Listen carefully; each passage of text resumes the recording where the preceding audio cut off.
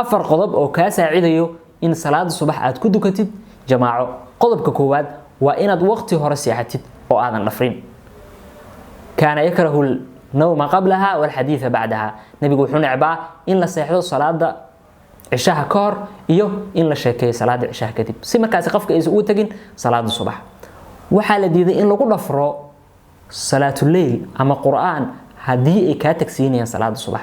maxaad u malaynaysaa wax aan salaatul layl ahayn ama quraan ahayn sida maalayacniga Facebook, social media iyo wixii la midka ah aad ku dhafartid ama macaasiba aad ku dhafartid waa wax ka sii daran arinkaasi oo ka sii fog. marka waa qodobka koowaad waa inaad waqti hore seexatid oo aad markaasi aadan dhafrin. qodobka labaad waa in marka aad seexanaysid aad go'aansatid in markaasi aad salaada subax u soo kacdid oo waliba aad niyeysatid. hadii aad markaasi go'aan iyo niyad leeyahay waxay u badan tahay in salaada subax u soo kacdid oo aysan ka tagin. laakiin hadii aad iska hurdid waxa laga yaabaa inay ka tagto.